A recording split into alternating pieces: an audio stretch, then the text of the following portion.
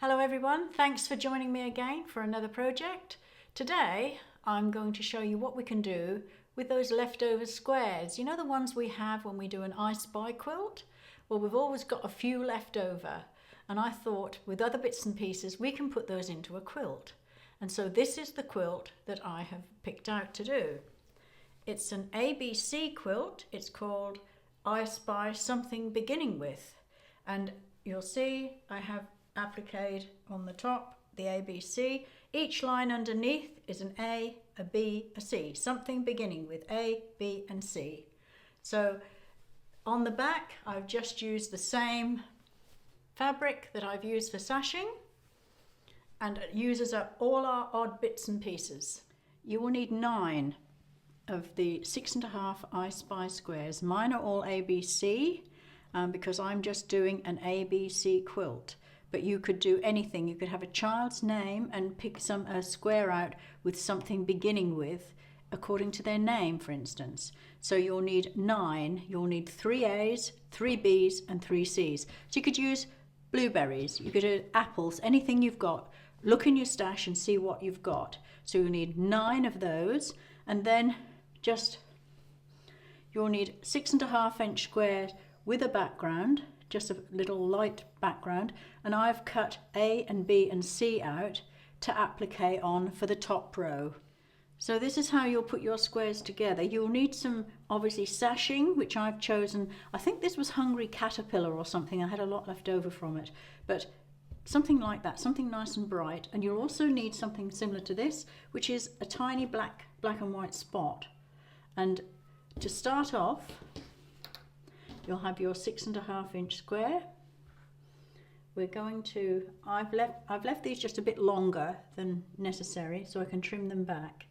You'll need 1 piece. These are 2 inches wide, 1 right and left sewn on, and then you have 2 slightly longer ones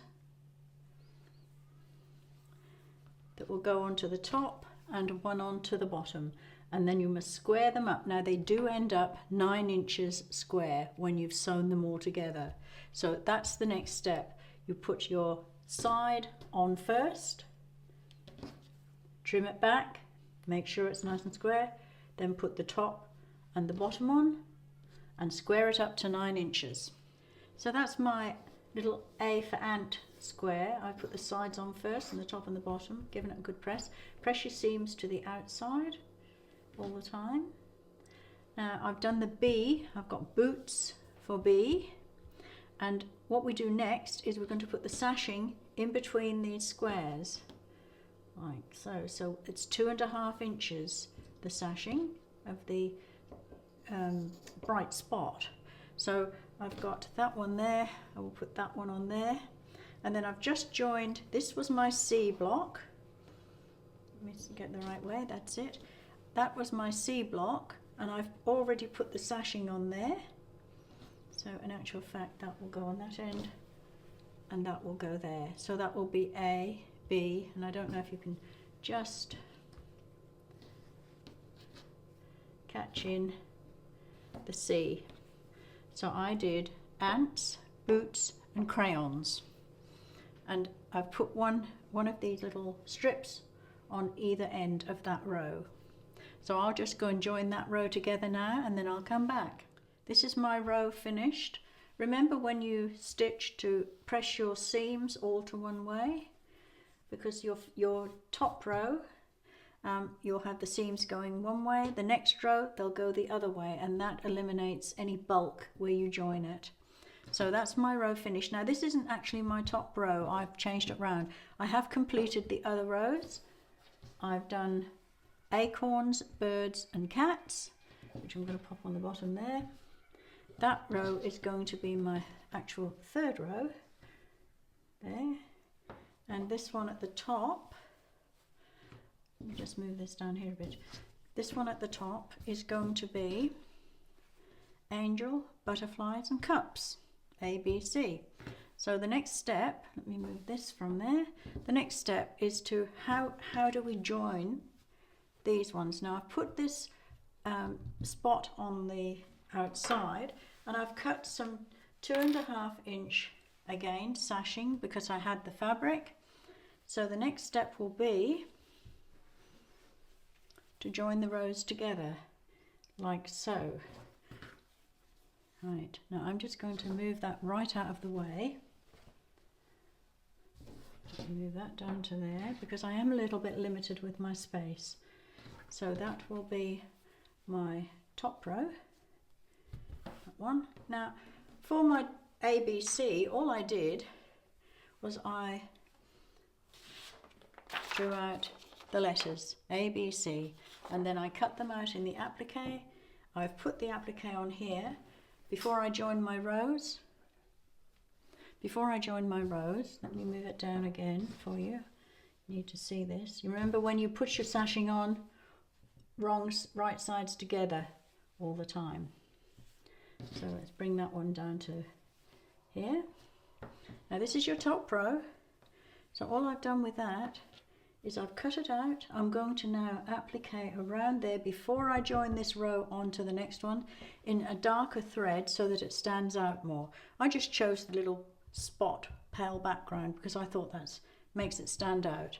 So that will be my next step. I'm going to ironed on my applique. I'm now going to stitch it on before I join my rows together. I've done my top row. I just need to mention the sashing that goes vertically down between the blocks. Because we measured our blocks at 9 inches, I cut them all at 9 inches, exactly at 9 inches. That keeps it nice and square now. When we started, I did do those a little bit bigger because sometimes the fabrics are a bit different when you start out in the center. Now I have also appliqued my ABC on. Because this fabric here was a little bit thin, it is 100% cotton it said, but it's still a bit thin. And somebody said once you could shoot peas through these kinds of fabric. So what I did was I put a little bit of violin on the back before I appliqued, and that makes it a bit stronger, clearer, very nice. So the next step, because we've put these on the edges, these 9-inch pieces, we can now measure across here. Now make sure that each row measures exactly the same, because mine turns out at 33 1/4, but I use the outside of my foot and not my 1/4 inch foot for this. So measure, cut exactly that width, that length rather, and we're going to right side together, pin and join each row together, one on the top and one on the bottom, and then we just have to put the final border on and our quilt is finished. The horizontal sashing is all stitched on and it measures, remember mine measured 33 1/4 from left to right on all of them, so it makes it nice and square. Now the interesting thing is I chose this black spot, and like a lot of fabrics, they measure 44 inches. Now if you make the quilt this size that I've made it, if you've got a 44-inch fabric, for the next border, whoops, clumsy, this piece of fabric that's going to go on as the next border will go on to the side. I don't know if you could see that. It will go on there.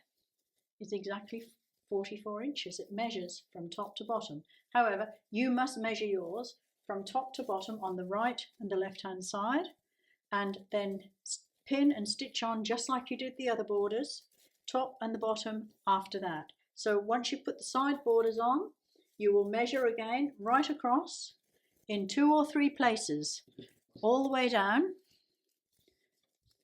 across the bottom, there, there and there, 2 or 3 places. It must be the same measurement. You will cut, this is actually 3 inches wide. I could cut some of that off if I don't need it, but I cut it 3 inches wide so I had plenty out there. So I've cut those, I'll cut those exactly the width and the length, and then we know our quilt will end up nice and square. So I will go and put my last border on, and until I quilt, sandwich and quilt and put the binding on, the quilt is finished apart from doing those 2 things. Borders are on, top and bottom sides, and it's all complete now for this top. So remember, this is a very simple quilt. You can use all your scrap fabrics and 6.5 inch I Spy squares. It's very easy. So we'll make all of this, and you can use whatever you've got to do it. So there is a pattern for this in the Etsy shop. Go along and have a look. There's all my other patterns in there too. Many of you can make this without the pattern, but if you're new to sewing, the pattern is there for you to use. And I'd like you, if you wouldn't mind, to give us a thumbs up and subscribe and press the notification bell, and that way you'll get all the new projects as soon as they come out. And I will see you for another project very, very soon. So this is our quilt. It's all finished. I've sandwiched it with the backing and the wadding, and I've put the self colour from the sashing on the binding. I think that's a really good way to use up all your spare squares and bits and pieces.